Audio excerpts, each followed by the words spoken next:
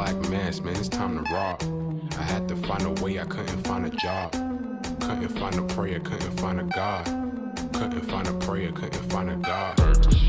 Black mass, man, it's time to rob. I had to find a way, I couldn't find a job. Couldn't find a prayer, couldn't find a God. Couldn't find a prayer, couldn't find a God. I woke up, then I logged in to that Urban X where they be flexing with that blog in. Put it down, cause my little homie called in. Had to bail him out, he in trouble with the law again. Black skin can't win in the white world. Seen a brother kill his own kid for that white girl. We ain't wanna go to school, but we had to. Every February it was scary in them classrooms. Shimmy y'all, shimmy yay. Old dirty bastards can't own dirty slaves, so they own dirty masters. Black Dot found a pot as a youngin', broke it down for his son, and now he serve it to the masses. Black mass, man, it's time to rob. I had to find a way, I couldn't find a job. Couldn't find a prayer, couldn't find a God. Couldn't find a prayer, couldn't find a God. Black mass, man, it's time to rob. I had to find a way, I couldn't find a job. Couldn't find a prayer, couldn't find a God. Couldn't find a prayer, couldn't find a God. Urban excellence, a product of my residence. From 4 to 44, Obama was the president. I told mama I ain't trying to go to church. I'm like Adam, every Adam is a product of the dirt. And I've been reaping what he sowed. I got the product, got the dirt. And I can teach you what I know, but then you gotta put in work. You in trouble if you waiting on the government. I told my bro I make it out the hood, and that's a covenant.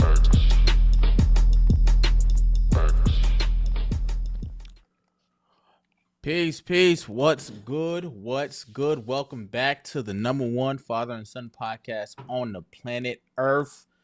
The Urban X podcast. Thank you guys for being here. Yes. Clap it up. We are in the building. Hit the clap button. Thank you guys for joining us today. We're your hosts. I'm Malcolm. This is the artist formerly known as the Black Dot, aka Dwayne Bowser, aka best-selling author of 3 books. Now count them 3. Yes. All right. How are you guys doing? How are you guys doing in the chat? Thank you for being here live. If you're listening right now, on your way to work or coming home, doing dishes, whatever you're doing, we appreciate you. We definitely appreciate you. Glad you feeling? I'm good. I'm a little tired. The week is long. Got to hunker down for the impending storm. But I'm good. Yes. So if you're in the South, East Coast, we are preparing for an Arctic blast. So they say. And so, I don't need to tell you what to do. Make sure you got some water, some supplies, some batteries, your generator ready to go, all that good stuff if that's, what you need to survive. He sounds... Yeah. Do I sound off? A little bit. I don't know why. I feel like you sound far. It might just be me. Feel like I sound far away. Is that better? I don't know. Maybe. My mic is hooked up. Everything is good. I'm in good standings. All right. Well, we'll keep it going. You know what? We'll do what we do. Let's get to it, Malcolm. All right, let's get to it. Okay, see, I didn't even hear you press the button just now. Something's not connected. Oh, really? Yeah, I'm getting like a delayed feedback. See, not bucking. Okay, let's work it out in real time. I see it here. Everything looks good here. Producer. Mama, Dad, what you see? Mama Dad is working it. Cause I can still hear you. It just sounds like the mic is not in. Yeah. See that? Is it connected? Yeah. We're connected.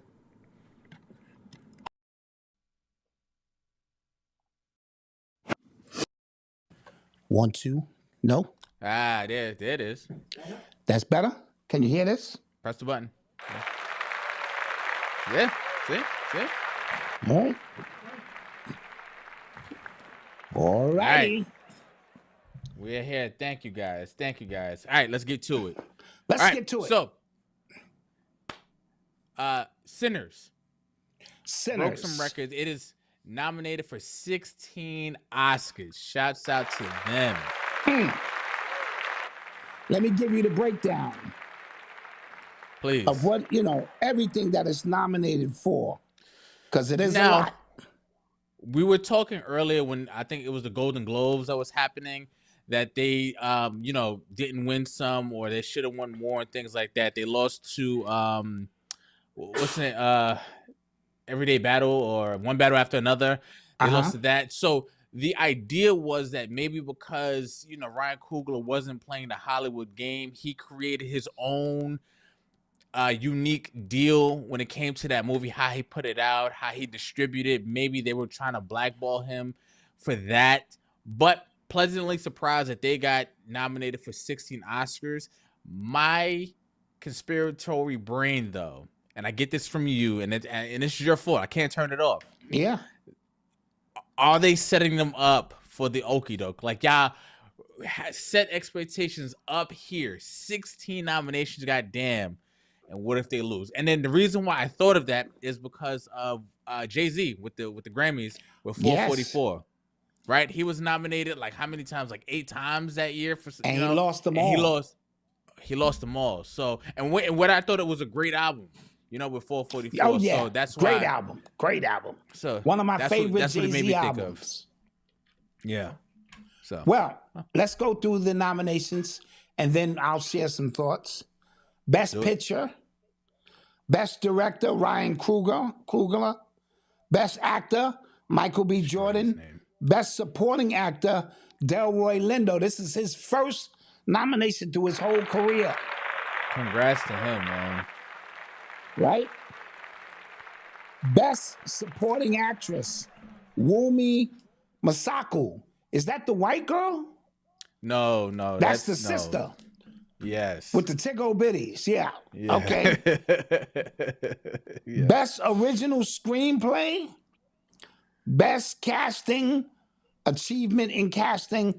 Best Production Design. Best Cinematography. Best Costume Design.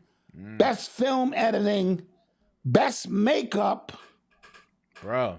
Jeez. Best Hairstyling. It's the whole world. That's the whole goddamn world. Yeah. And so, shouts out to them. Best Original Song, Best Original Score, Best Visual Sound Effects, Best Sound. So, kudos one more time to them. That is astronomical in terms of breaking the record of how many times you've been nominated. But like you said, and like I say, sometimes they know for a fact that the world is watching. They know for a fact that not just black people, who love art are watching. This movie was original. But like you said, Ryan Coogler. I don't want to mess his name up because he's gonna direct my life story and stuff. You've been butchering his name, but that's it. Okay. I butcher everybody's name. That means I love you. That's the language of Black Dot, because Yeah. So the deal he situated, structured, the leverage he had to do so, and it's the beginning of a process of people starting to leverage, the power that they have. And this is why Hollywood will fall, not literally, but in the sense of how business is done. There's going to be more opportunities. Look, you got sound studios in New Orleans now with 50 Cent, Robert De Niro in Jersey, Tyler Perry in Atlanta. There are different places that are going to not just cater to full featured movies. It's going to be some content creation. And so I'm proud of this movie. The storyline, everything about it was amazing. But Live to Fight Another Day. What's the name of this shit? One Battle After Another was a great movie as well. Artistically speaking, I saw them both. And then there's The Sleeper with Marty McFly. Yes. And people are talking about that. I didn't see that movie. So I don't want them to get us, pacify us with 16 nominations and we win 3 for costume and music, but we don't get the big ones. That's what I feel like is gonna happen. Like it's gonna be one that, because like even like the music, I believe, or like the score, the white guy did that, right? So yes. They could do an okie doke and he get the Oscar for this black ass movie. You get what I'm saying? Right. And you mean to tell me, Remick wasn't nominated? Yeah, he was fire. Yeah, dude. Yeah, he was fire. Now, no disrespect to, did you really have that number? I was just protecting my whip. My man, Dell, but but Remick was fire. Yeah. Just the role he played. Yeah. And so it's interesting to see how this is going to go down. I think March 7th. March 6th. Okay, March 6th. So here's the thing. A award show like this, for a movie like this, for how it was done, we talked about how the deal was structured. This could set a dangerous precedence that I'm not sure Hollywood nor the Oscars want to set it. Like once you do that, it just kind of changes the game going forward, right? So before we talked about it's an original movie, because original movies barely get made anymore. They barely get paid for. He bet on himself. The only reason why I think that he was able to structure that deal the way it was because they thought it wasn't really going to do too much. They're saying Ryan Coogler has a name, Michael B. Jordan has a name. Some people go out, we'll probably make our money back. But right. It exceeded that. It exceeded expectations. So now more people are going to be looking to do something similar. And now if they win, that's like when a quarterback gets a brand new contract. You know what I'm saying? It just kind of sets the market going forward for people who probably might not even deserve it. This movie could do that for original movies, for up and coming directors, or even directors who have a name and might say, I'm trying to do something different. I don't want to do a Marvel movie. I don't want to do a comic book movie. I don't want to do a remake or a reboot of something. Like I want to do something original, and I'm not sure. I'm not sure what that's gonna look like. But no, that's a great point. We'll keep an eye out. And Matt Damon and Affleck in their movie Rip, they restructured or structured that movie differently, where they didn't take no money up front for the movie. They want their money on the back end, and they situated where everybody on the set will get paid. The light man, the pole, or everybody. And so that's because they have leverage. And as you mentioned, you have incentives in your contract. That's why in the last week of football, the last game of the season, I'll be watching, because dude be needing 3 catches to get his bonus, and he be wide open, and the quarterback look the other way and be like, yo, come on, man, help me get my bonus, man. And so Ryan Coogler's movie may have been plenty of incentives. If I hit this mark, if I hit that mark, he's checked all the marks except the Oscar. So maybe the Oscar is the one that says, this was a deal, we betted on ourselves, and we won. In any event, I do want to say this. Just being nominated for 16 Oscars is an achievement. And it's something they should be proud of. But I'll be watching on March 6th, and I normally don't watch, because it's all how Hollywood wants the narrative to go. People are talking about Tiana Taylor's, I was calling her Tatiana Taylor last week. Tiana Taylor's Monsters Ball revisited, you know what I mean? Except they spared us the details. Some people are like, she slept with Leonardo, but she was screwing the other guy and had a baby. Let's keep this in context of storytelling. Now, we know that these stories bleed through and have other meanings and purposes. I don't want to go down that road right now. But the role is what it is. And she played the hell out of that role. And so she may be rewarded like Precious was rewarded, like Halle Berry is rewarded. And that's no accident of how they treat the feminine energy, especially the feminine energy that we represent, you know? Okay. So just keep that in mind. Listen, man, we'll be watching. To the sounds of Urban X. I heard that movie Rip was pretty good too. Oh, it was great. Me and Mama Dot sat and watched it. It's based on a true story. Of course, they added a few things to the story, but it was great. A lot of action, suspense. Who did it? You know, and I didn't realize the connection between Matt Damon and besides, what's the movie they made together? Good Will Hunting. Yes, like they've been friends since 8th grade or 8-year-olds. Yeah. And so I did not know that. I don't care about white people's lives like that. And so I'm late to the party, but now they're either producing or directing and producing. And so that's kind of great. I'm pretty sure like their first movie was Good Will Hunting. Yes. Yeah. So imagine your first go at it is a banger. Y'all want an Oscar for that? I think they want an Oscar for that. Yeah. Yes. Crazy. Yo, speaking of good I guess shows or things to watch. What? Damn it! It's like a murder mystery that's on Netflix right now. His and Hers. His and Hers, really dope. Yeah, wife. Yeah. I watched episode 1, and then I can't marry 7 parts, unless I'm gonna do them all at that time. Wifey watched it. Wifey enjoyed it. Yeah, it was really good. Yeah. It was really good. Check that out.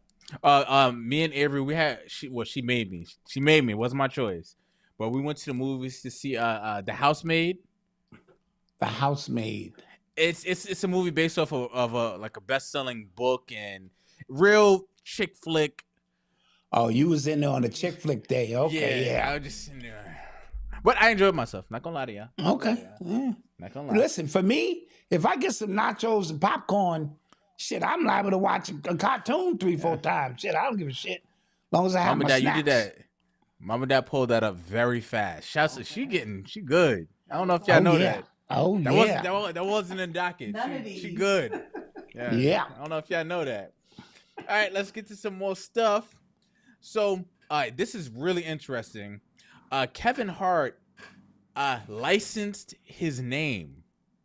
Okay, so I'm gonna read some details in regards to like this whole thing, right? So, he didn't sell his name in the sense that he's giving up all rights of ownership, but in a strategic partnership, we'll throw that in quotation marks, he licensed his name with a company called Authentic Brands Group, or ABG. It's a company that manages intellectual property for big names like Shaquille O'Neal, David Beckham, Elvis Presley, and Muhammad Ali. So ABG, they gained the rights to license and develop Kevin Hart brand across multiple consumer products, digital platforms, live experiences, and more. And Kevin Hart and ABG will co-own and co-manage that brand. And Kevin Hart also struck a deal to own some shares in the company as well. So this might be his move to go to the next level as far as that billionaire status, which I know he wants. Yes. I don't think he's explicitly said it, but he's definitely trying to do that. We joke all the time about him, Shaq, The Rock putting a name on anything to sell things, but I think this is I guess the next level of that. Like I thought he was already doing well on his own, but I guess he felt like that company has a track record to where they'll get it to even more places, because he's definitely become more than, the dude from Soul Plane at this point. Yeah, and it's only but so much he can make off the movies, because of the way the industry, it looks like it's falling apart. And so your name in these realms, and they'll put his name on cereal boxes and fucking toys and cereal and shit, all kind of weird shit. But You get one time at this. You know what I mean? Yeah. And if you in that game the way they are in that, because Shaq will endorse this show if we paid that motherfucker enough. Shaq endorse Urban X TV. Shaq will endorse anything and everything. You know, but Shaq gives a lot. You know what I mean? Yeah. And so that enables him to do that. So I guess it's a good move. I think because I believe the Weeknd did something very similar with his music catalog. He leased out his catalog for close to $1 billion, but he continues to have ownership. But yet this company is able to find him places to manufacture products off his name and keep his name out there. And so there's always trends in the industry where artists go, look at the podcast game. All the rappers was like, it ain't no more money in rapping and doing shows. Let me sit on my couch now and tell stories about my glory days in hip hop or whatever. Yep. And that's the new trend. And trust me, monkey see, monkey do.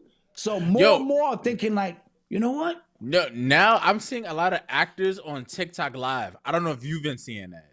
No, I haven't. Like big actors just on TikTok Live, and people are like, "Yo, are you not making money?" Like they donating, like, "Yo, are you all right?" Because like, why are you here every day? Why are you like, here? Like what's happening with you?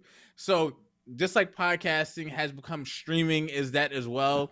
But this story about Kevin Hart it got me to asking a different question, just about what ownership will look like in the next 5 to 10 years, right? That's because a very good again, point.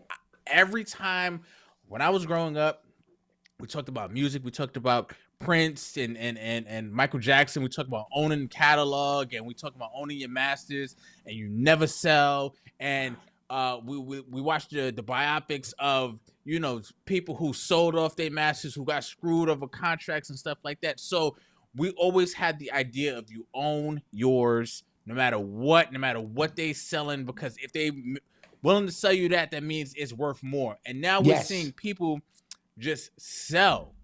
Like, well, Malcom, what does it look like now? You know what I mean? Let's just say Hollywood is no more, right? What are you going to do to sustain the lifestyle you've created? The same forces need to obtain are the same forces needed to maintain. And so you are accustomed to a certain lifestyle, and now your agent and the people who are in your corner are like, this thing is shifting. This automated world, this imaginary world you can create opens up lanes now for licensing and other things, where the old traditional analog thinking is hold on to my catalog because it's going to be worth, which could still be true. But my mortgage is $50,000. You know what I mean? You live in a 14-room mansion, you drive X amount of cars, so you got expenses, and now you have to leverage that against, you know, because when I see rappers on podcasts, I see broke. Yo, listen to me. Listen. Yeah. Because the ones who ain't broke, they don't have time for a podcast. Yeah. They may have time to sit down on one. And the most of the podcasts, most of it, like 90% of people's podcasts do not make any money. Like, they look at Joe Budden, who is an outlier at this point, but he has almost 900 episodes. You get what I'm saying? So not to shit on Joe and Jada, because, you know, I don't watch their show, but I see, you know, certain clips. I'm like, that's cool, but it'll take a really long time to get to a level of where Joe Budden is, because he's kind of earned that brand equity. And podcasting, like, you know, a lot of these things, it's a long game. It's not come in, make a bunch of money and leave. That died in 2020. Maybe 2022, that was probably the end of that, when they were just kind of handing out deals for nothing. But at this point, it's just kind of like, that is a head scratcher. Like, why are you doing this? Now, you know what I mean? with that being said, Netflix comes in and some guys caught a lick. You know what I mean? Like Joe and Jada are going to be on Netflix. Breakfast Club is going to be on Netflix. Because most of them shows under Charlemagne, I wouldn't know who they are. Right? Yeah. But they reap the benefits of a bigger deal. But the show, in terms of the substance, I know I'm sounding like a hater and shit.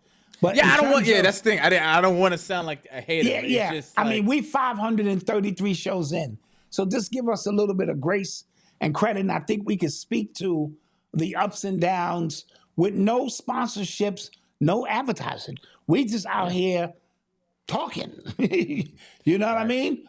And so, by the time a few more rappers come over, it's gonna be over, or at least that phase of it, and then they're gonna have to start looking for somewhere else. Some of them tried to scam you with, yo, I'll do a single with you.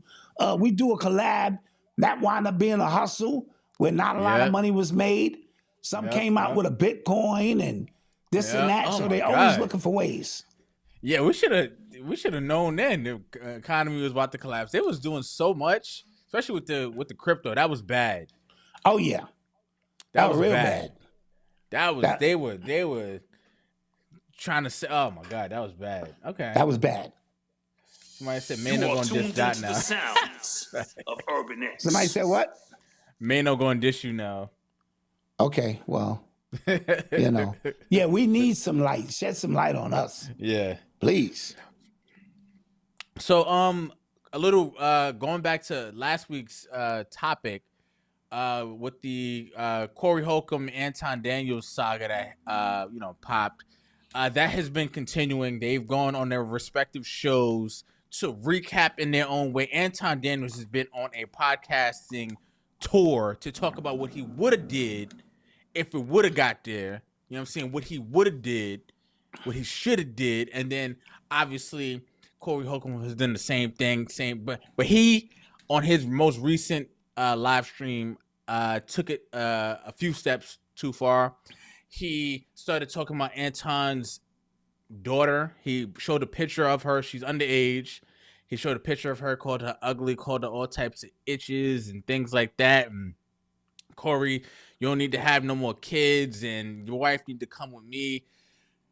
And when, as consumers of content, right, we can like somebody. We could like people. We could, rock with their message, whatever it is, maybe. When do we step outside of that and go, that was not cool? Now. Right? I think now is the time, as you're right. Now is the time. Yes, I agree. All right. There are two things. We usually keep family out of this thing. Mm-hmm. You know what I mean?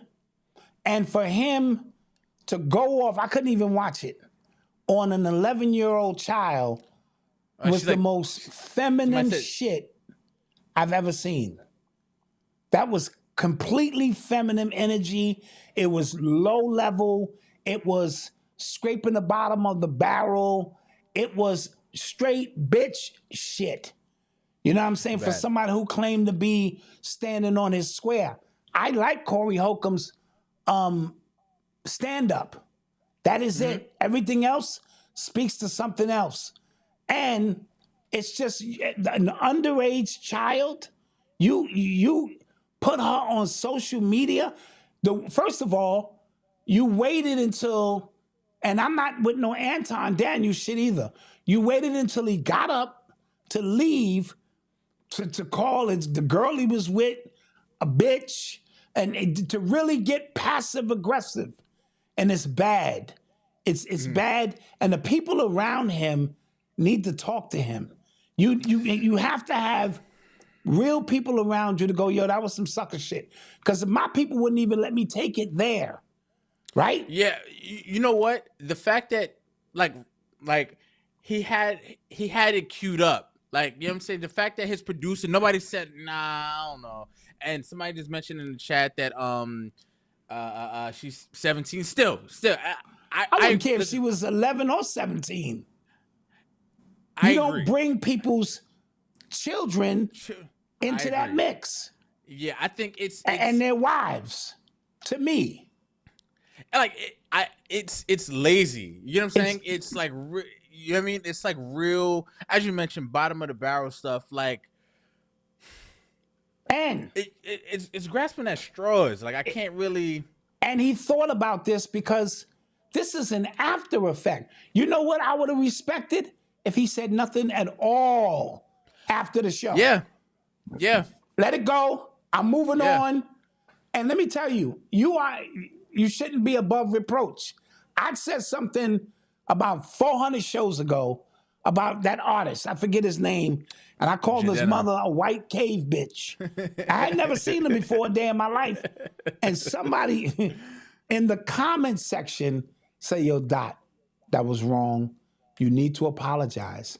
The very next show I came on, I apologized because I thought about it. I don't know his mom's. His mom's is who he's a mixed child. You know the artist's name. I forget him. And the Classic Man. Classic Man. Him. Yeah. And when they said that, I said, damn, you're right. Why would I bring his mother into that mix? And that's his mother. Whether his mother's from Mars or wherever, he has an affinity for his mother, and that was a low blow on my part.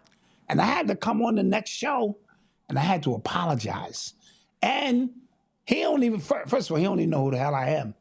Yeah. But if he approached me, he would have every right. I'd punch him in his face, but that's just on GP.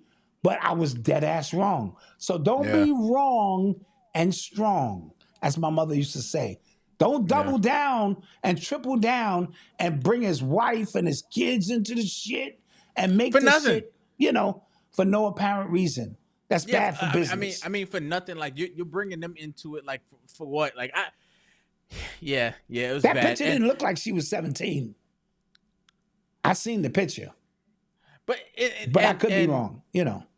I think there has been, especially on the internet in the last 10 years, where community has community, like people's fan bases and fandoms have become rabid for the people they rock with. Now that is because I want to say we talk about podcasting. You hear us talking for hours on end. We have 533 episodes. We had a bunch of other private episodes. We have a bunch of episodes we didn't call up podcast. Like we've been on the internet. So there's people who have gravitated towards us and feel like, we are, family, right?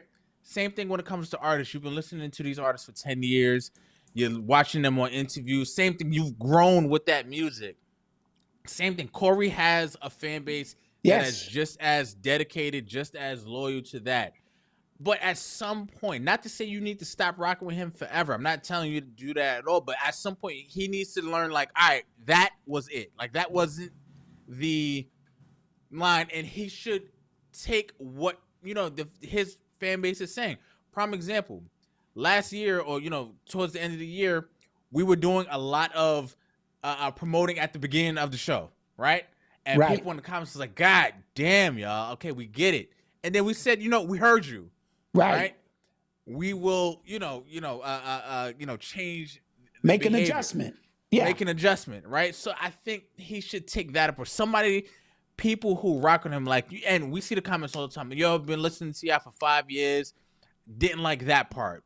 Right. I feel you. Okay. Right. We might not change it all the way, but we did hear you. We did see it. And I hope his fan base does the same thing and not encourage that because real nigga right. Well, that's a testament to the people you draw. His magnetic pull is going to bring a certain amount of people who love the ratchetness that he speaks of. You're right.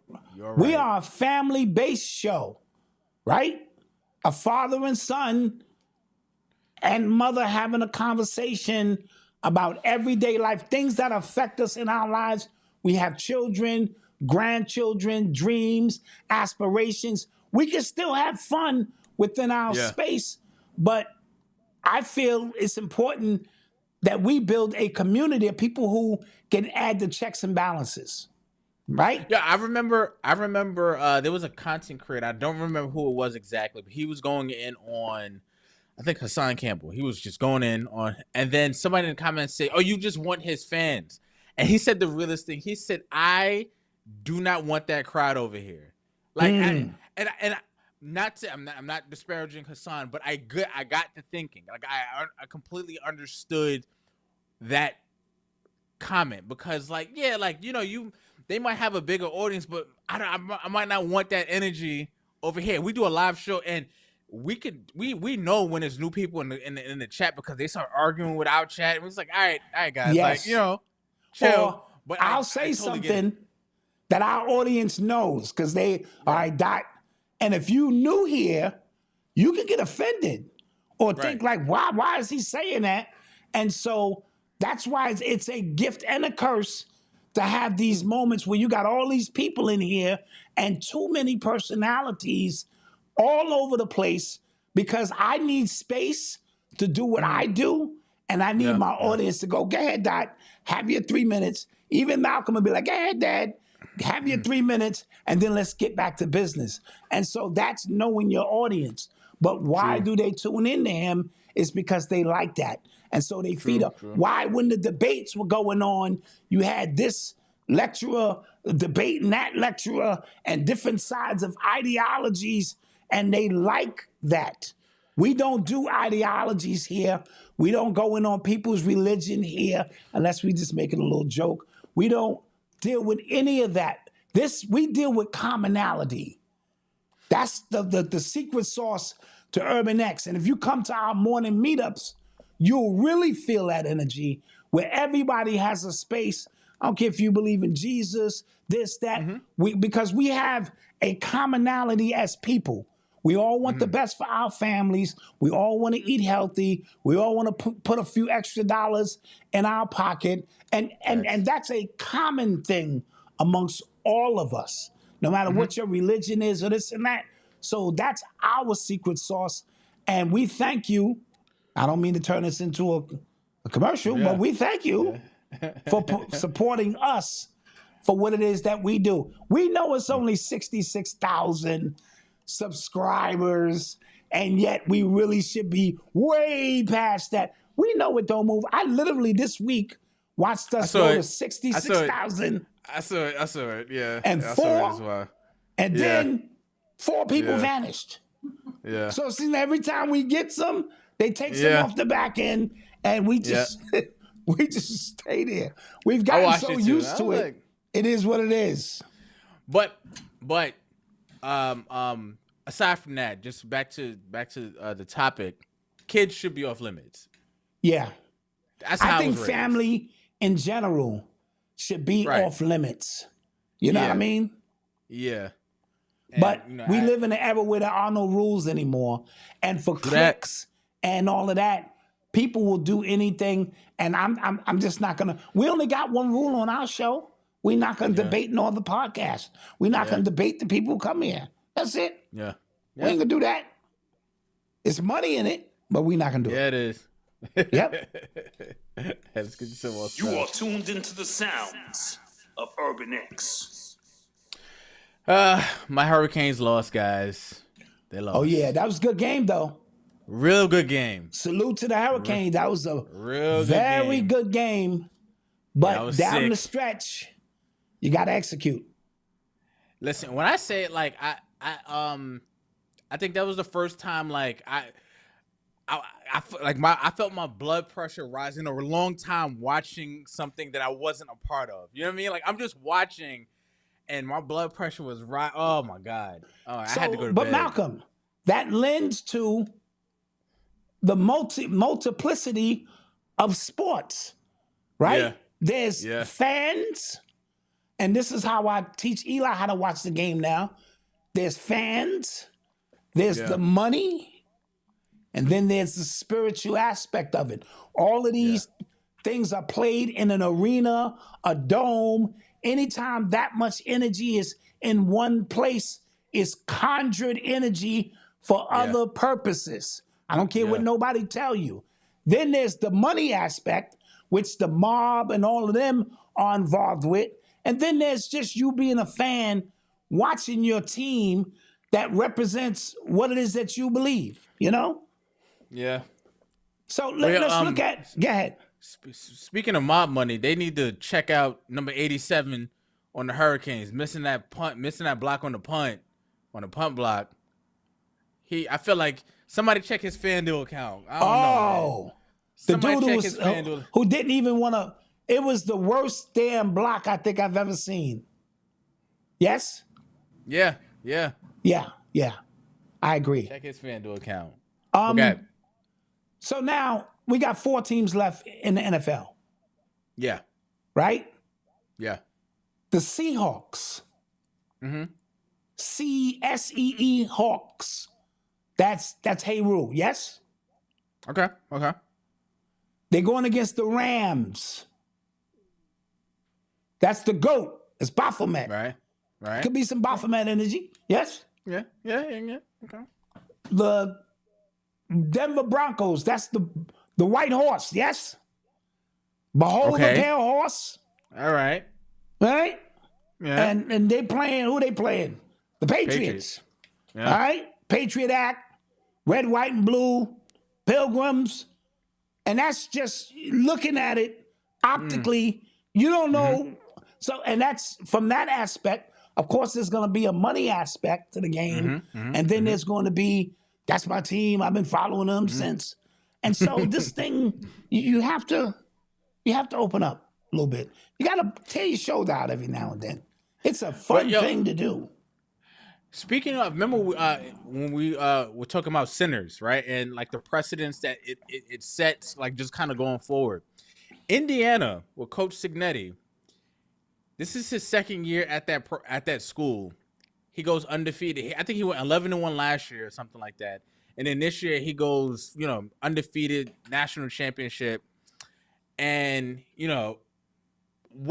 but like the average age on that team, they're like 22, 23. Like they're older transfers. Yes. Barely any high schoolers on that team. Yes. What precedence does that set for college football going further?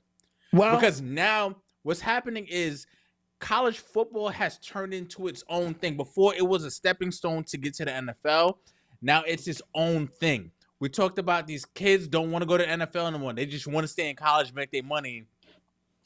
Yeah. Sleep with all the college girls on the campus. Like I don't know what they're trying to do. That's all they want to do is stay on campus, right?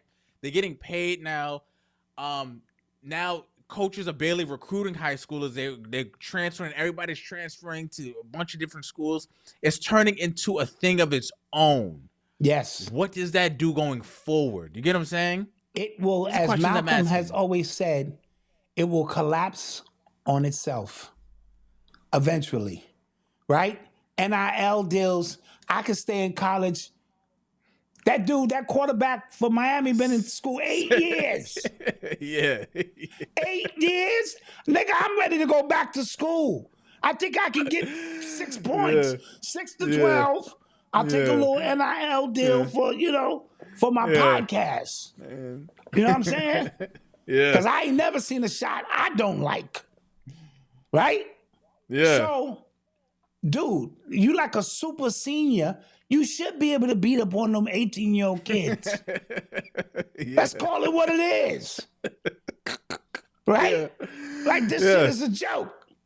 However, they only had 7 4 or 5-star recruits on that team. Miami had 45. But it's playing you're grown still men. My little brother. Yeah. I don't care what kind of scholarships they. You my little brother.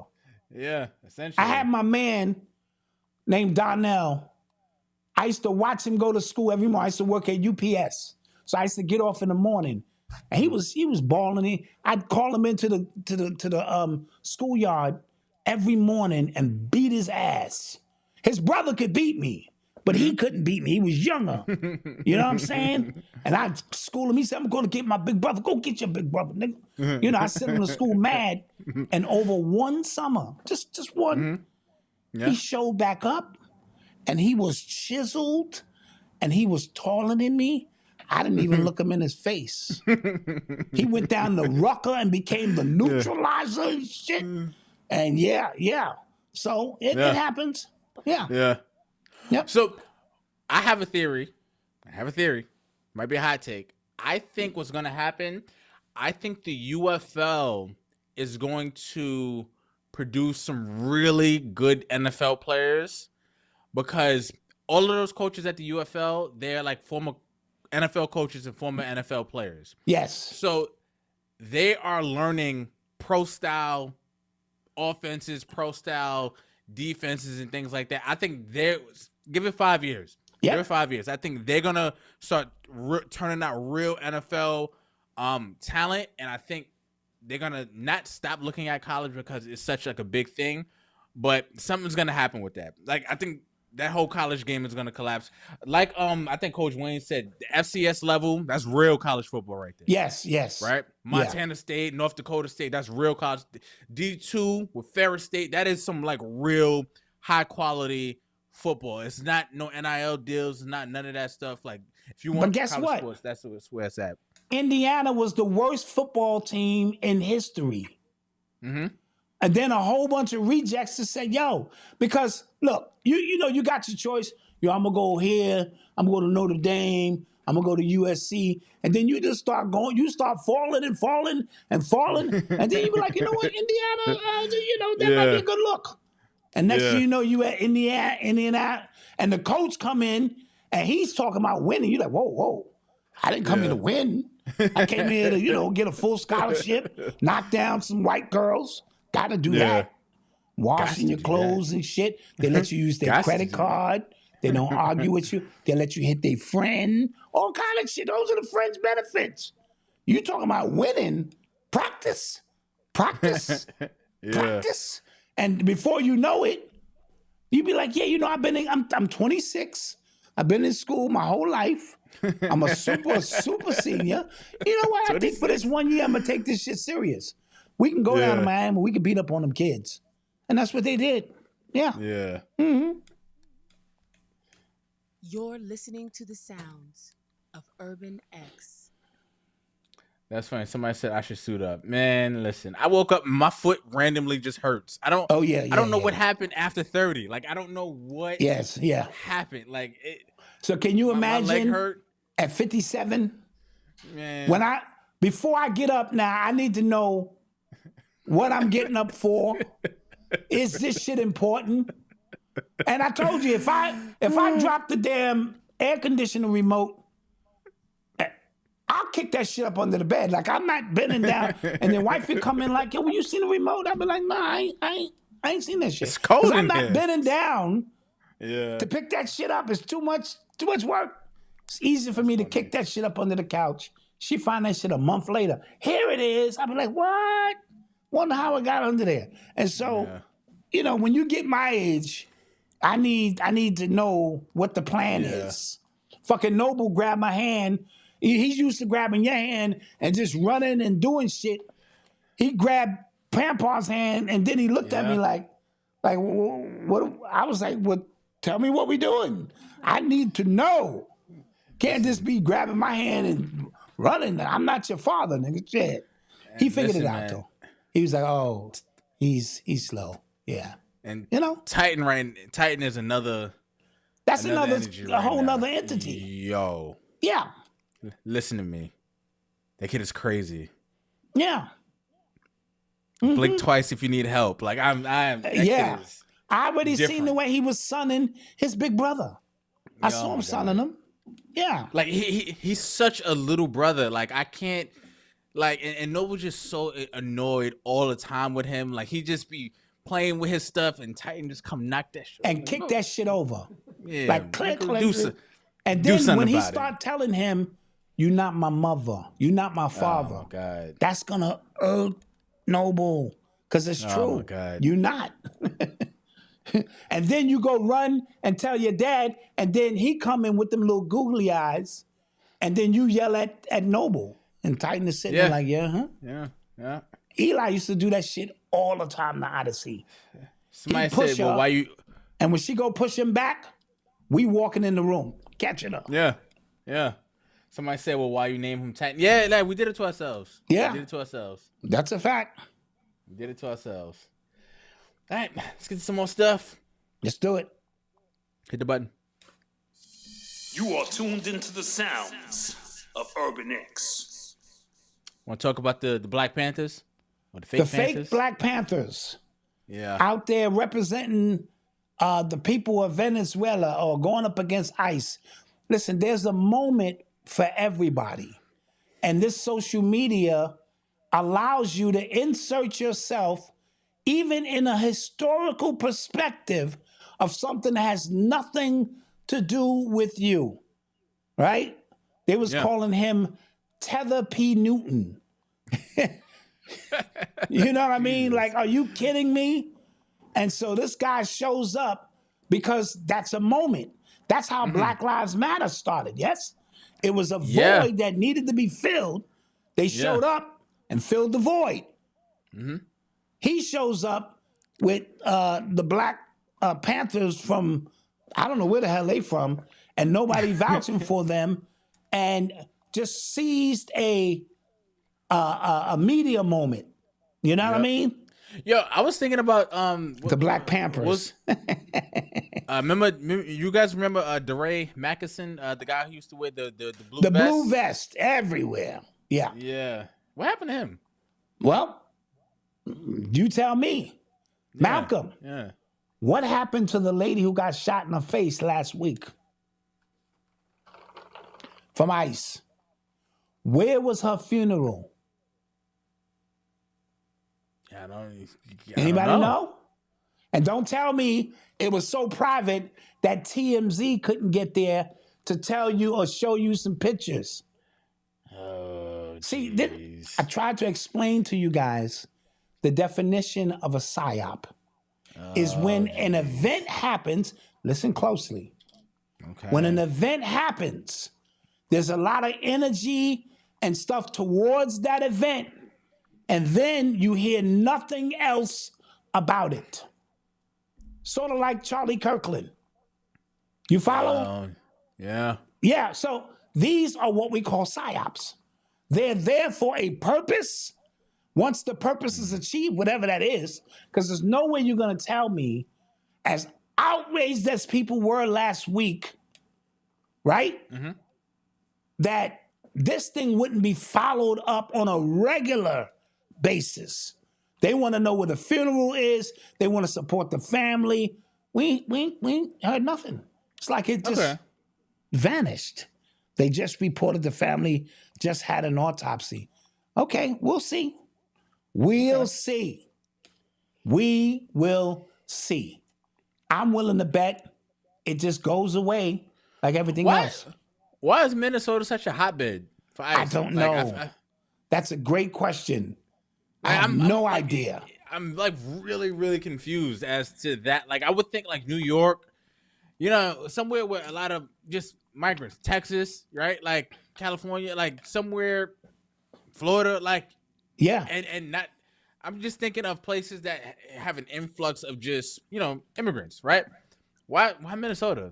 That's been just confusing to me. Yeah, and one of our supporters hit me up and he told me, he said they're going through it out there, you know, like the real people who live out there, because it's like a damn training center or something, you know, for psyops and shit.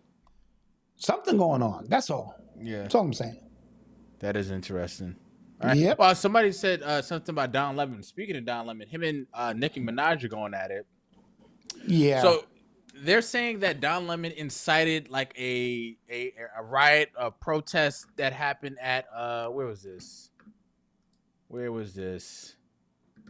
In a church, right? They said like he started, like he was live streaming, he was interviewing protesters before like a big scene had broke out in the church service and stormed the church service. So a lot of people are blaming Don Lemon for that. And they're also saying that he wouldn't have done that at another type of religious service, like a mosque or something like that. And then Nicki Minaj tweeted at him, called him a bunch of names. And then he responded back, called her homophobic and all these things. And yeah. I saw nothing but gossip, and I don't know what Nicki is going through right now. Me neither. What she's fighting for, but it's evident that she is uncomfortable right now in her skin. You know, she got at 50 recently. It's an ongoing thing, and it's sad to see. It's sad to see. Now, Don Lemon, you know his situation. Come on. He changed with the wind, man. He changed with the wind. Yeah, I know that. Yeah. Yep. Because Don Lemon, I remember when I first started like hearing about Don Lemon, when I first started like seeing him, very, very critical against black people. Oh my God.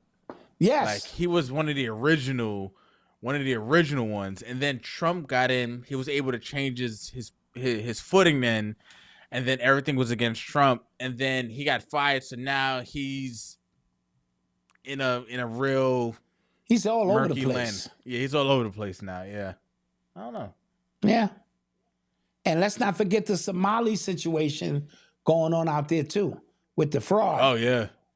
Bro, like what is happening? And apparently there was one like white woman who was like in charge of like that whole $250 million like fraud ring and scam and stuff like that. Yeah. And now she's mad. She's saying that she lost everything. But yo, listen, if you have a scam and you make $250 million or responsible, you're greedy. You know what I mean? Like you should know when to kind of pull back on the scam a little bit. You don't want to make it too high. But that's how greed works. God, me and Mama Dot, one of our favorite shows is American Greed. We sit there and watch them people, and you get a few dollars and be like, and then you keep going back and back and back, and then that shit accumulate to hundreds of. How the hell this lady? She like a city clerk for a small town of like 5,000 people. All of a sudden, this bitch own horses, mansions and shit. And she going to work, now her whole swagger change. And nobody was like, where this bitch getting all of this motherfucking money from? We make the same salary. I'm struggling. You bought some horses. Okay. Walk in like, y'all good? Come to find out, she was in charge of the finances for the city, for that little town. Jeez. American Greed. Yeah. Susie got greedy. One day, she was able to cash a check for $5,000. You know. And that be the thing. Like, I'd be too scared to run scams because I know like the universe is gonna make an example out of me. Like I know I'm gonna be the one to get caught. Well, I used to run quite a few scams. I was working at U-Haul, I told you, and it's 69 cents a mile to rent a truck one way and all this kind of on a daily basis. I found a way sitting around fucking on computers. This is 91. We're on statute of limitations. I'm on computers and shit. I'm like, I could rent trucks that ain't even here. Holy shit. I had a whole fleet of trucks going throughout the country. Ghost trucks. Motherfuckers was returning the ghost trucks. And I was tallying up the miles. That'll be $5,000 in my pocket. Yeah. I started pulling up in the whip and shit, you know. I was living good. Yo, I was getting it so good, I was forgetting it was payday. They was like, we get paid today. I was like, you know what? We damn sure do get paid today. You know. But then they brought the auditors in. And I never showed back up to work. You know. Soon as they said, the auditors will be here tomorrow. I was like, oh, really? They're very good at math. Time for me to go? Yeah. Anywho. All right, let's take time for a commercial break, Malcolm. We've been going for about an hour. Yeah, yes it is. Let's get a little break in here. Let's watch Malcolm's new commercial. Chances are, if you're watching this video right now, you've probably already given up on your New Year's resolutions. Or you've made it a little bit more manageable, a little bit easier, tweaked it, so you can actually achieve it. But the truth be told, it's because you probably didn't believe in the original goal to begin with, right? That's why I created the Excellence Lab inside the Urban X membership, where we meet as a community, we hold each other accountable, and we go over things about personal development, about business, about mindset, to actually make each other better, to make ourselves better, and to make each other better, because that's what a community is about. This is not about motivation. This is not about guru stuff. This is not about tricky marketing. I want to really get in the lab with you guys and lock in, because I want this year to be amazing for me, and I want it to be amazing for you as well. So what is the Excellence Lab? It's a weekly live session in the Urban X membership where we talk about personal development, business strategies, and discipline. It's about real talk, real strategies, and real accountability. I want you to leave with something to do, not just something to think about. This is not about motivation. It's about momentum. It's about real movement, right? So who is this for? This is for people who are building something on the side, right? While they're working, while they're a parent. This is for people who are trying to stay consistent. The distance between you and the thing that you want, consistency is that vehicle that will get you there. Consistency and discipline. This is for people who are tired of the fake guru content. I know I'm tired of it, and I know you are too.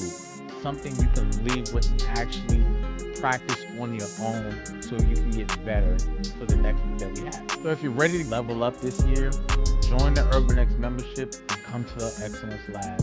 Let's get in the lab together. Thanks.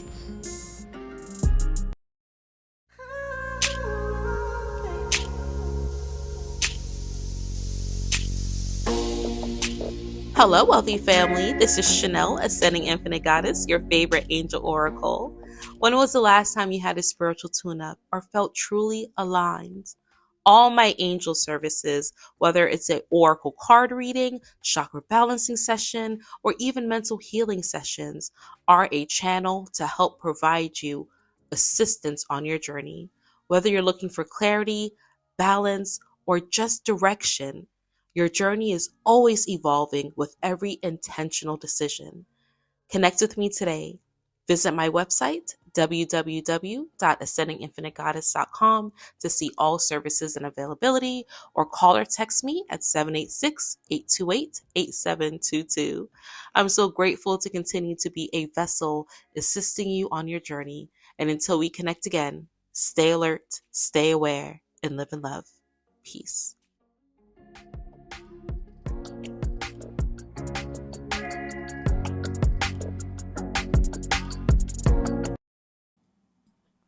Yeah.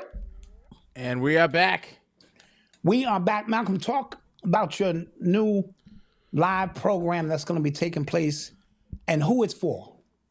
Yes, so every Tuesday, 9 p.m., we're going to be meeting in the membership in the live room. It's for people who are just trying to better themselves in business or personal development. We have the Urban X membership is supposed to be service-based, supposed to be community-based, and it's not just supposed to be more videos of what we do, because that's too easy and it's lazy. Yes. Right? We want to have, that's what the morning meetups are about, and that's what I want this to be about. But more my lane, right? So I like talking about business things because I'm trying to get better at being consistent. Malcolm, you're going in and out. Like-minded people around me. Oh, can you hear me? Can you hear me? Yep. Yeah, I was saying, like, I like to have a community of like-minded people around me as I'm going through a journey. I know other people are going through their journey as well. They might have questions. They might be building a business part-time on the side, whatever it is they're trying to do. I have experience, believe it or not. Been doing this for a while now. I have the wisdom up here to show it, and I want to share that as well. I've been doing these type of things for other people's communities, and I'm saying, like, why the hell don't I do that for my own community? And it's all in the membership. It's all gonna be in one place. If you are a member, you have access to it. If you're not a member, this is yet another reason to join and become a member. I saw people in the comments saying they're trying to get their membership back up this weekend, and we're handling all of that stuff because we're gonna be snowed in. Yes. We're gonna be talking about some good books, business books, personal development books, hot seats. If you have a business idea, Let's bring it to the table. Let's talk about it. Let's knock it around. Let's destroy it and bring it back up so you can go out with the best idea and the best concept that you can create. And let's do this together. You know what I mean? I have a lot of goals, a lot of things I want to try this year that I want to be, you know, held accountable for as well. And you know, I'm excited, man. I love it. I love it. So let's get that membership. Again, our membership is $10. We don't have tiers. We don't have, all these levels to it. You can cancel at any time. It's well worth it. And remember, I too will be adding to this membership stuff now because everything is going to be membership based for the most part. You know, our Thursday show will be here, but I be wanting to just go off sometime, right? I just want to pull my shoulder out all for about an hour straight. And I can't do that on YouTube. And so I have to create my space for the members and just go off. You know what I mean? And so these are things that's going to be coming. Malcom will do what he does, again, inspired to help you learn new things. This AI thing is moving. There's been some great courses on there, but the practicality of what we do, we simplify a lot of things. And so we're going to do that for you in the membership. Thank you for the super chat. Thank you for the super chats. We appreciate it. All right, Malcom, you ready?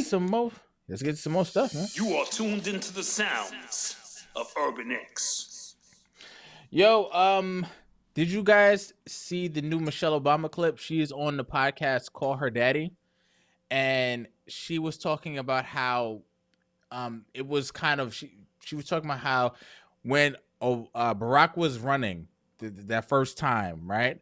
How she ceased to be Michelle Obama and this very well accomplished person. Like she was like the vice president for the University of Chicago Hospital, something like that. She had a lot of titles, and she stopped becoming all of that and had just become Barack's wife.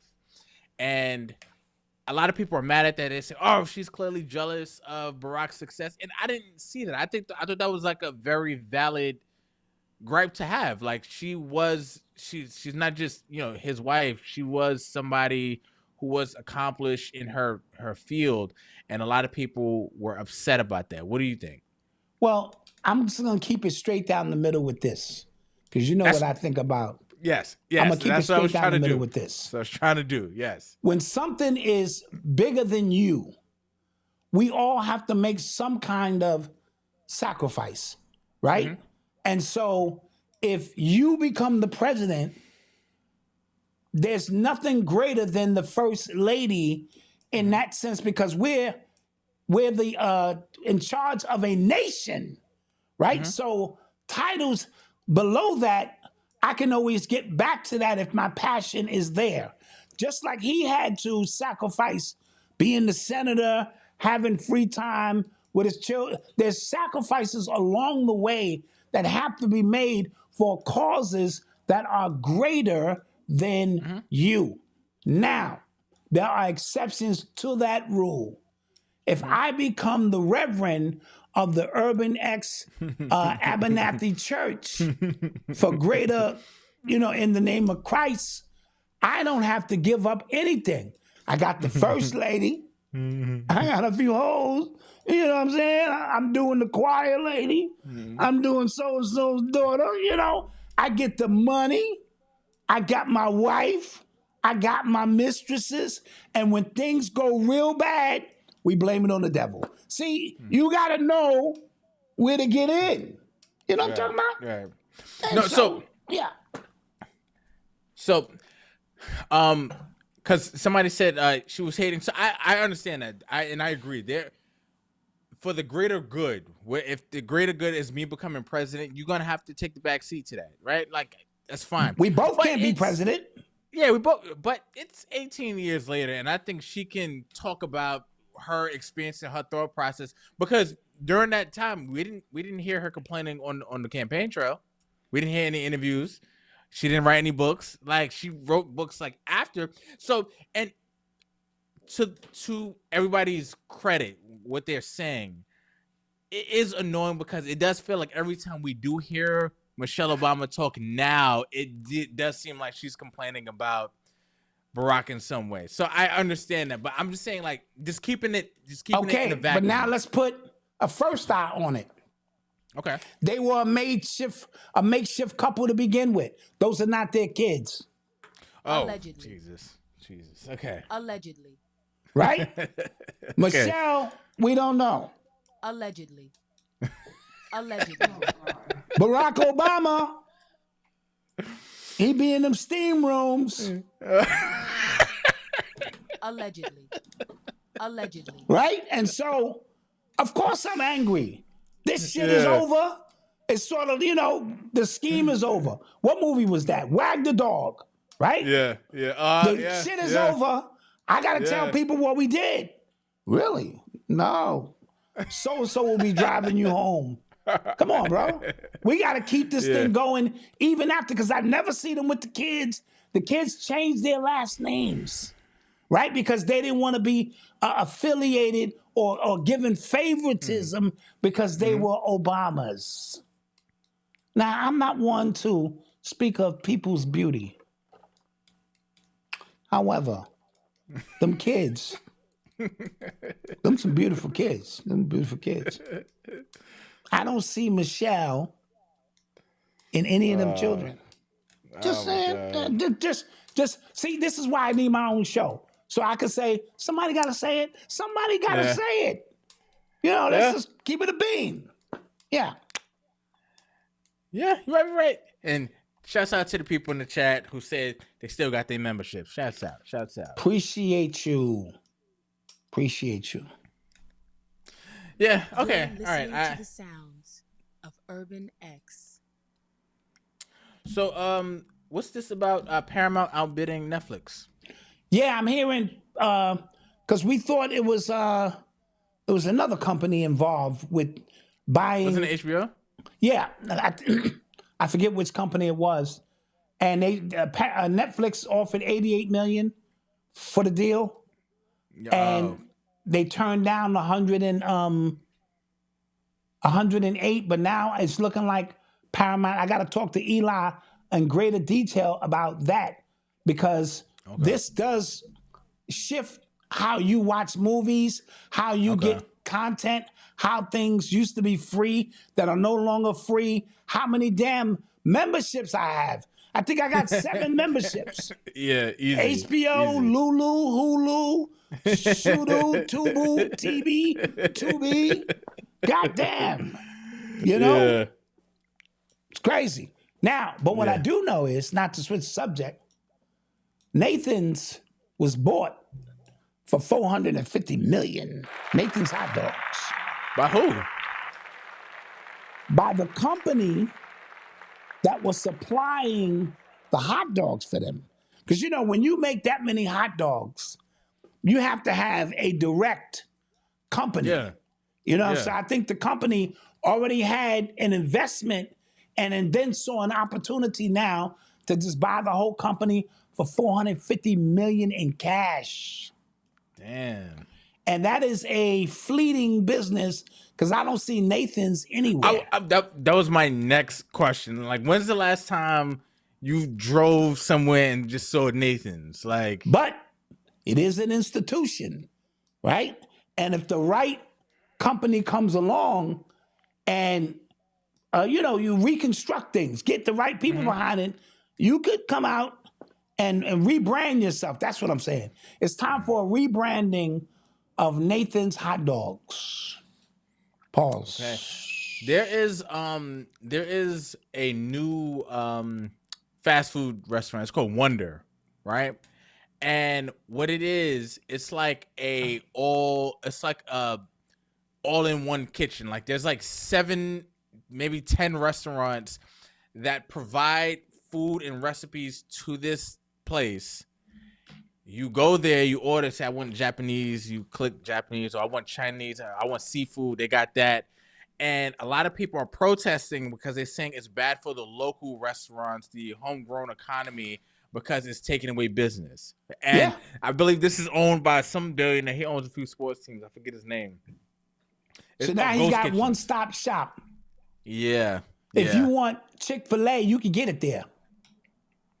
So, I went. There's one by me. I went yesterday. Not gonna lie, it was pretty good. And I had to have my face because I gotta support the community, but you can't. I had to try it out. You know what I mean? Yeah. I support my local. But I had to try it out to see what it was. And it was pretty good. It was pretty good. But I do see it does feel a little soulless in there because they're trying to be very tech based, and that's why they're trying to make everything like real seamless and stuff like that. So it does feel empty. It does feel like, this food might not be real either. But Malcolm, you leading me somewhere I need to go. First of all, I'm gonna do a quick did you know? Did you know the Bronx created cheese doodles? Did you know Haagen-Dazs ice cream? That ice cream, that should have caused a fight in your house. Motherfucking Haagen-Dazs, Sabarit hot dogs, all them little hot dog stands you see in the street, Dannon yogurt, right? There's a few other things that come out of the Bronx. Now, Canada is now authorizing the use of something called remilk. Not milk, remilk, and it's not almond milk, which is no such thing, but it's none of that kind of shit. They have replicated the gene process that cows use to make milk and are producing artificial milk now to be put in all of their dairy products. You got your artificial meats, your artificial fishes now. And it got me to thinking, Malcolm, this artificial thing may not be as bad as you think it is. Now, why are you saying that, Dad? No, let me explain. Now, if we have to move to an off-Earth location, right? 3-Eye Atlas, whatever they come to pick us up. Got my bags packed. In space or another planet that is not habitable yet, right?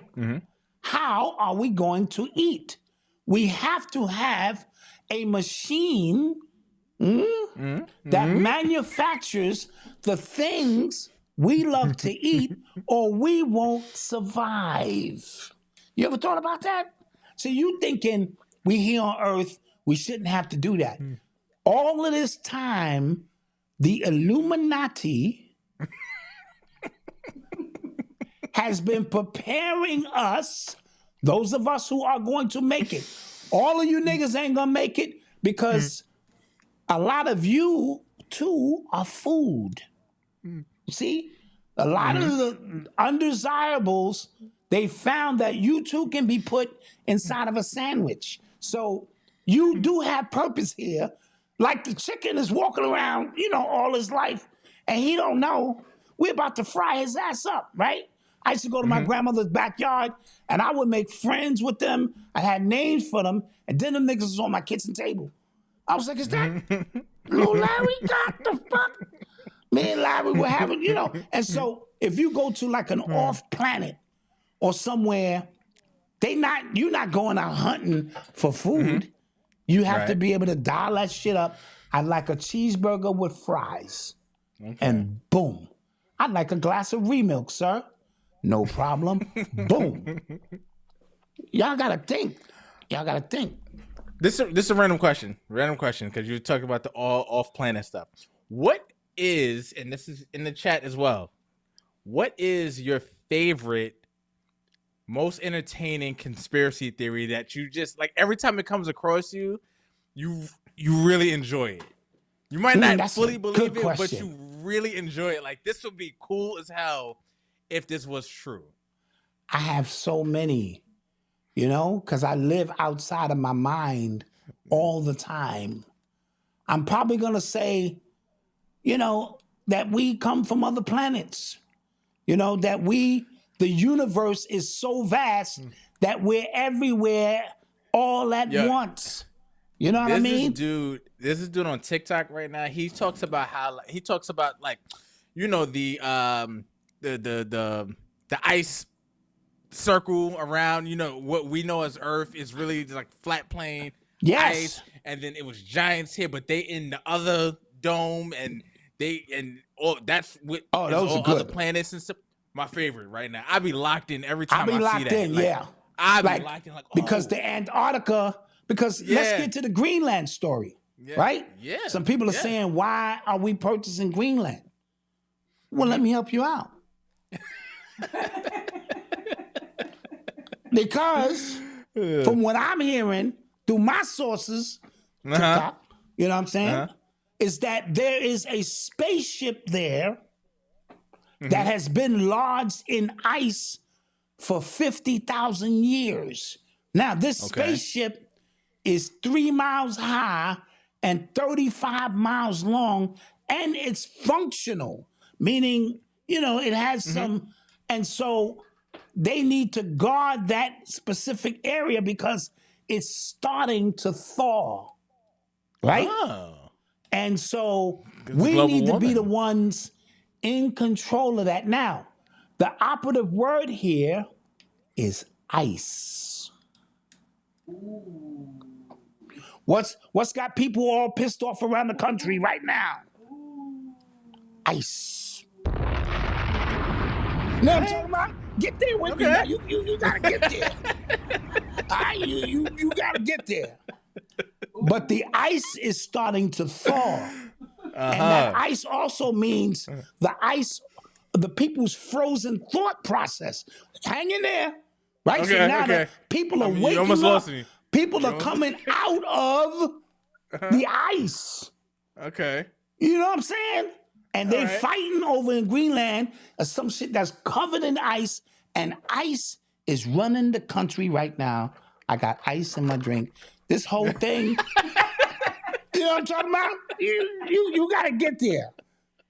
See, this is why I need my show, because somebody gotta say it, I want only the weirdos to come over. We can just have fun. Oh my God. Yeah. No, Ice I'm storm with you. coming our way this week. Picking up what you putting down. You picking? See, that's all I'm saying. That's all I'm saying. That's all I'm talking about. Man. All right. What was that? I don't know, but it was perfect though. Yeah, what the fuck was that? That was actually perfect though. Yeah. You are tuned into the sounds of Urban X. See, this live shit, you never know where this is gonna go. That was actually perfect. LeBron James, for the first time in 21 years, was not voted as NBA All-Star starter. Yeah. Now, that's on a technicality, am I correct? Like he missed too many. He missed too many. They just put this law or this new thing in the NBA where you can't be the rookie of the year or the defensive player of the year due to Joel Embiid, who was missing 50 games, but was still. So I believe it's based on a technicality where, because he missed the first 15 games of the season or something. Yeah. And so, and then he missed a few more. He won't play back-to-back games as he shouldn't at age 41. Yeah. And so I think it's more based on that. However, LeBron wants special treatment now because he's LeBron James and he wants to come in. Now, he may make the reserve squad or something, and it would be dope if one of the starters switched places with him, you know what I mean, to give him the start. However, when we speak of that, Malcolm, or did you want to add to that? No, go ahead. Thank you for the super chat. Thank you. Thank you for the super chat. Genie Bus. Oh, yeah. There's a report that came out recently that Genie Bus hates LeBron James. Yeah. And that, her relationship with Magic, her relationship with Kobe, I think she thought it would be the same way with LeBron. Like, we're a family here, we're a small family business. And LeBron came in with a huge ego, among other things. And now they're going to scapegoat or make LeBron the scapegoat probably by the end of this season. They might trade him by the trade deadline. Who knows? However, I got to thinking. And I said, before LeBron got there, this franchise was a piece of shit. Kobe ran it into the ground. Yes? Yeah. And they were a piece of shit. They were irrelevant. Yeah. Even though they were the Lakers. When he got there, they were worth $3 billion or something. Mm-hmm. They just sold it for $10 billion. So, and he won a chip there. It's a bubble chip, and I don't want to hear that because had he lost that chip, the smoke he would have got, this nigga can't even win a chip in a bubble. But he won it, so now you want to discredit that. Everybody on even plane, everybody agreed to play. It's a title, right? Mm-hmm. Right. Jeannie Buss and the organization feel he wasn't grateful enough that they drafted his son. Right. You know what I mean? Right. And that he should have been more grateful. But I'm like, you went from $3 billion to $10 billion. I think you are the one that should be grateful that LeBron's presence, even at 41, has done these things. What do you say? Good point. That is a great point. That because his likeness basically helped you profit another $7 billion. It's a lot of money. Absolutely. Right?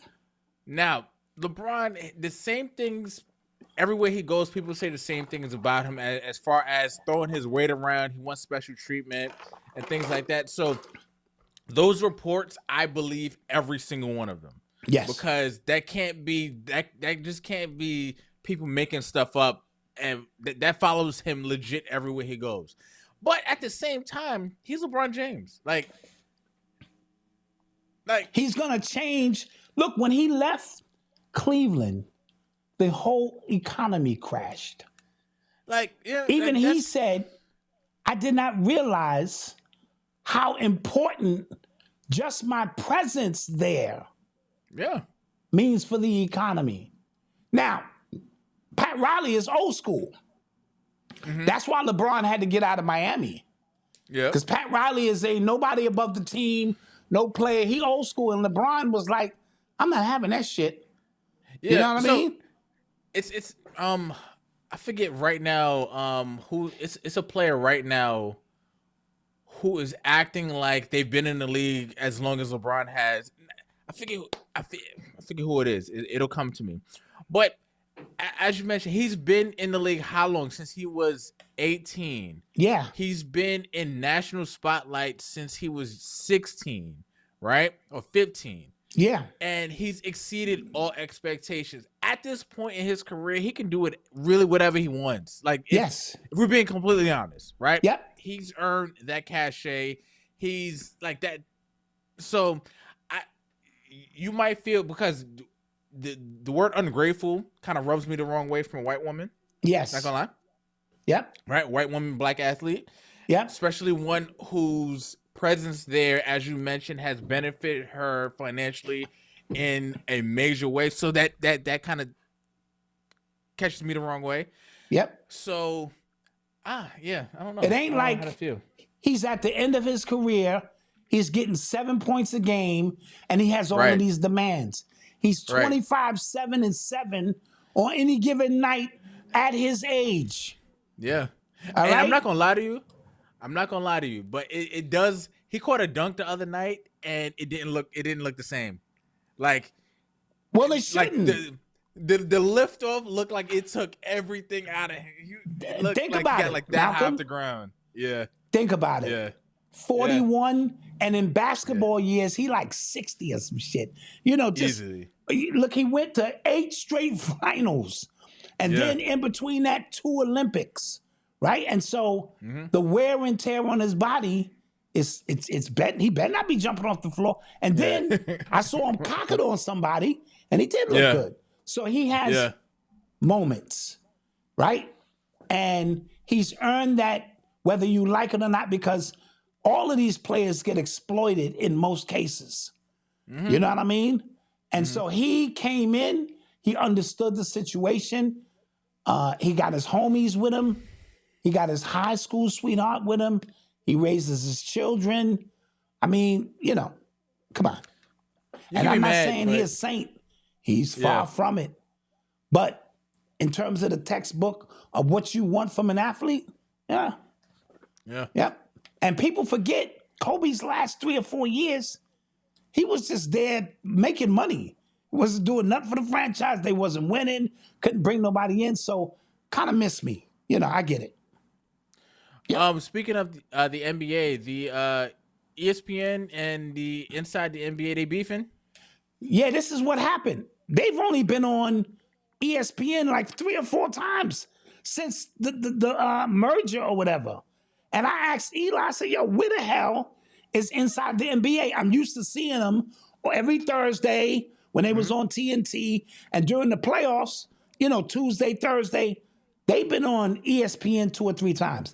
I think when Barkley was over at TNT talking all that shit about ESPN and they stupid over there and they not going to work me like a slave when we do get over there, I think they just signed them so that nobody else could sign them, like Peacock or NBC or whatever these other channels are, and they shelved them.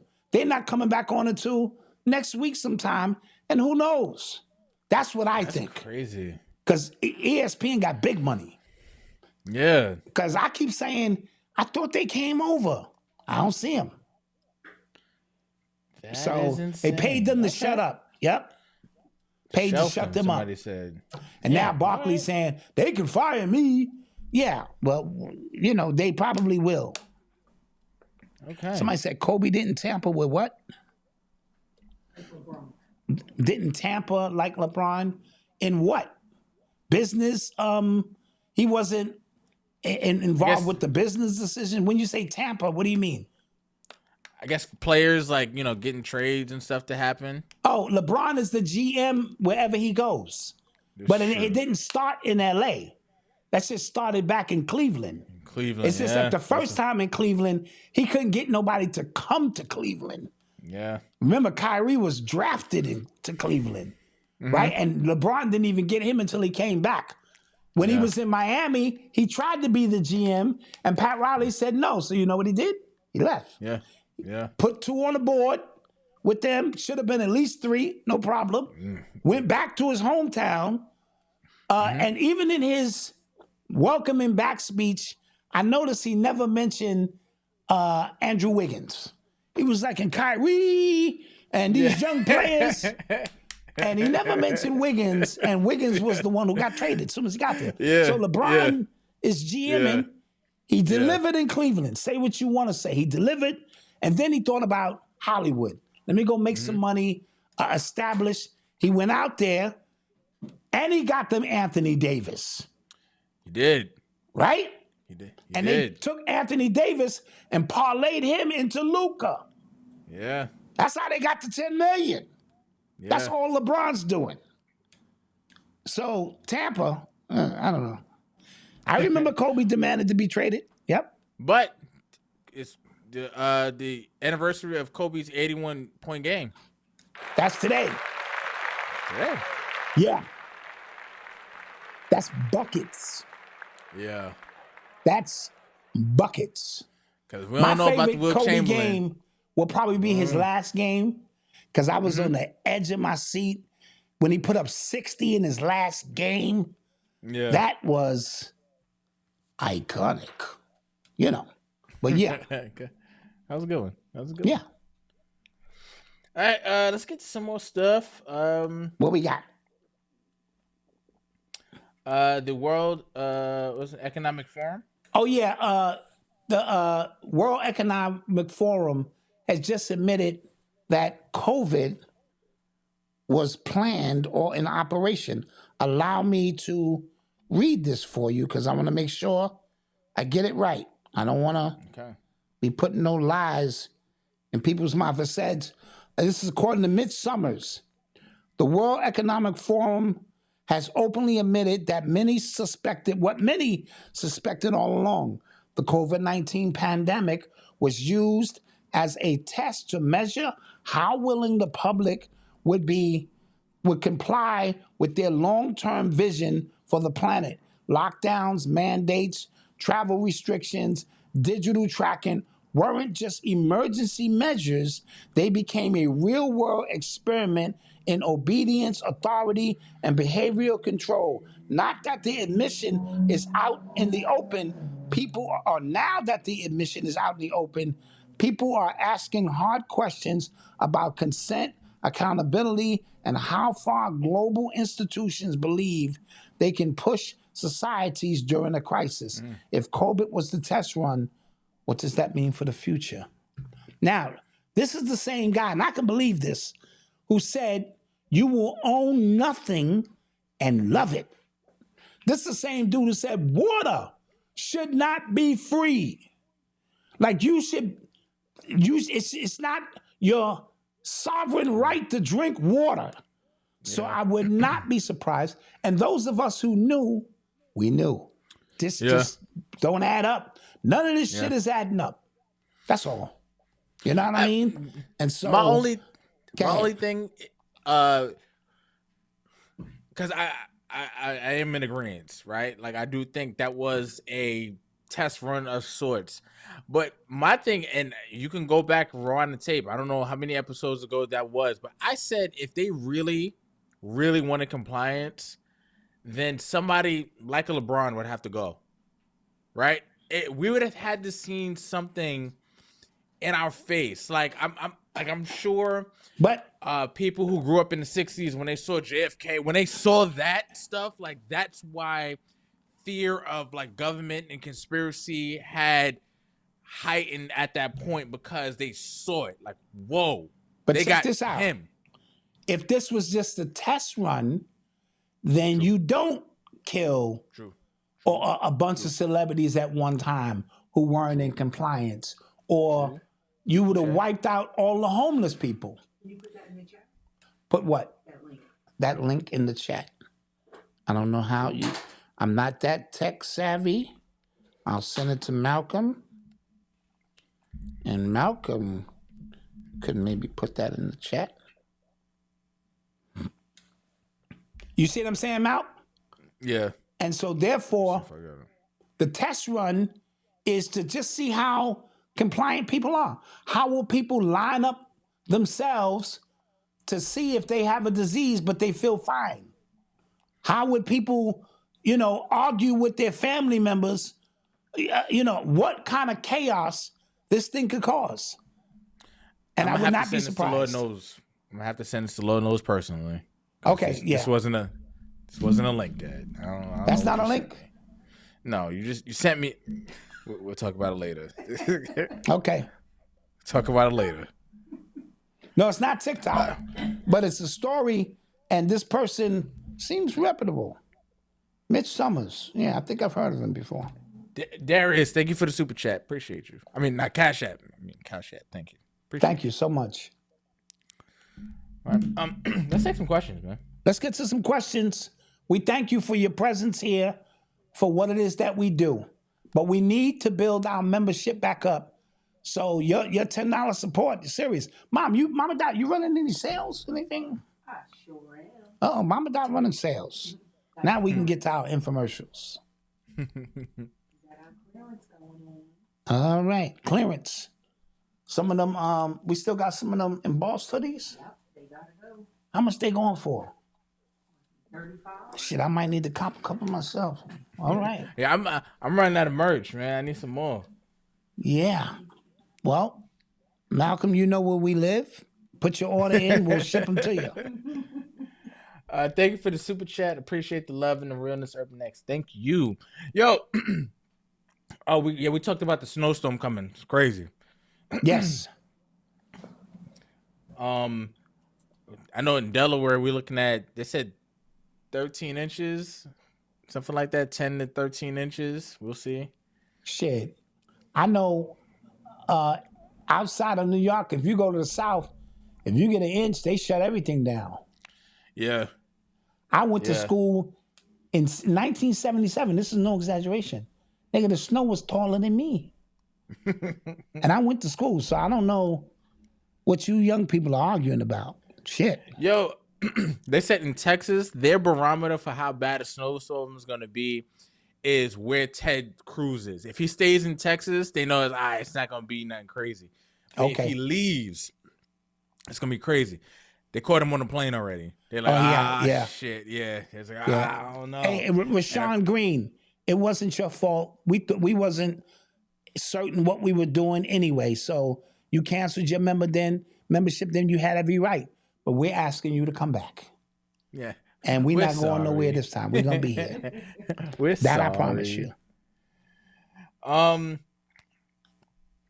We spoke about the Black Panther guy. Yo, you know what? I want to kind of go back to Kai Cenat, and they said he's being performative, right? This had me thinking of what is good performative and what is and how we use that word. Because he went to a fashion show and he had his little journal with cutout pictures, and he looks like he's taking, and people's like, this is corny, this is performative. I don't think being performative is a negative thing if it does nothing to harm you or anybody else around you. And I can understand that. I'm trying to make sense of it. So him doing that makes you no mind, right? He's actually risking his pockets because he's trying to go into fashion where he could just keep streaming forever and make tens of millions of dollars a year doing the same thing. He's actually risking his audience by doing this thing. So I don't know if that's it could be being performative, but I don't know if that's a negative thing. Being performative in my opinion, when there's something real happening, right? Genocide happening, and you just wear a wristband that just says "Stop Genocide," like you're doing something. Right. That's performative, and that's where I think the difference is. That's where I think it's negative. Or you wear a Black Lives Matter shirt, you know what I mean, and on a red carpet of all people who support police genocide. You know what I'm saying? Yeah. Like that does really nothing to you, unless if you are a person and you're saying, I stand with Gaza and I'm not working with a movie director who is a you know what I'm saying, like who supports Israel, then you're doing something. You know what I mean? Because then you're risking a bunch of shit. Right. So that's what I was saying. No, I get it. I get what you said when you said it the first time. And he's trying to be acclimated into what's next for him. And the fashion show, there's a certain etiquette that comes with it. Mm-hmm. And he's trying to play the role because it's all characteristic shit. We're all playing characters. You know what I mean? And so his next move, if he's trying to get into fashion and Hollywood and modeling, these are the steps you have to take. And so I didn't see it as performative. I saw it as trying to be informative. You know what I mean? To what's coming next. But when your whole life is in front of the camera, there are people who know him much better than I do. And so they would be able to have a great assessment of what they think is real and what's not real. Right? Because if next week I come up here and be like, Malcolm, every time I get thirsty, I drink one of these cold Pepsis. and niggas will be like, oh, this nigga's being performative. You know, Doc don't drink that shit. But speaking of that, the young girl, I'm on TikTok. She created a Dr. Pepper ad called Dr. Pepper, baby, it's good and nice. And I think they really use it. At first, they wasn't messing with her, and TikTok got behind her and started contacting Dr. Pepper. And then another company swooped in and used one of her commercials. But Dr. Pepper waited until the college championship game to play her ad. Yeah, that's great. Now, I said, when I heard it, you know how you hear some shit? I'm like, where did I hear this goddamn jingle? It was off of TikTok. So salute to the young lady. I forget her name, but she's on her way. And this is how big companies now, they're listening, Malcolm. They're listening. Yeah. And I say that only to say, late at night, I will drink a Pepsi. You know, because I think Pepsi is better than Coke, you know. And when I get really thirsty, you know, after eating Popeye's chicken, I gotta wash that down with a Pepsi before I head over the Dunkin' Donuts, to get me, Right. because America runs on Dunkin'. So just saying, Really put me quick. out there. They gave her said $2 million. Damn. Jesus. That's And what's up. Pepsi and that. Pepsi's really good. And Pepsi is great. Pepsi being good when I drink. Shit, I gotta start jingling. Nigga, shit. I'm in the wrong business. Come on, Malcolm. They got to that young man. I think so too. I'm just trying to talk. I'm trying to kind of separate the conversations. I do think so as well. AT. Somebody had a great point. They said that the reason why Kevin Hart, you always talk about latching on to light beings, right? Yeah. Streaming was a new thing, and then you see all these celebrities kind of getting on, and now all of a sudden he doesn't want to stream anymore. Yes. Somebody had a good point. It said as soon as Kevin Hart got to him, whatever happened, now he's stepping away from streaming. And then they said it's because streaming was taking the attention away from actors like Kevin Hart, rappers and stuff like that. So they sent him in to kind of infiltrate. They do that. They do that to neutralize, and that's what kind of happened. Like, wow, when they somebody do said that. yo, that's a good point. Oh shit, he cut his hair. He trying to look like Kevin Hart. Like he, yo. Yep. So, Mama Dot, this is just an idea. Wake Eli ass up. Okay. And put his ass on camera trying to create jingles. Make sure you show him with his crutches and all that shit. And then we create a campaign. Come on, son. Y'all gotta help Shorty out, man. He ain't got no parents. He living on his own in a shelter. We green screen that shit. And he working on these songs. You're not thinking big enough. You're not thinking big enough. Okay. We need to film Eli putting on some Nikes that don't fit his his braces. There you know go. what I'm saying? Struggling. I wish I had some good shoes for my feet. I gotta. I wish they made Nikes large enough to fit my braces, cause then I might start running and shit. I was running, right? Yep. You're right. Gotta get a Nike deal. That wasn't Nike deal. Man. And then all the celebrities will come and see him and shit. Mm-hmm. I like it. Okay. We're gonna get out of here. Somebody say you're trifling now. Shit, $2 million. She said, Dr. Pepper, baby, it's good and nice.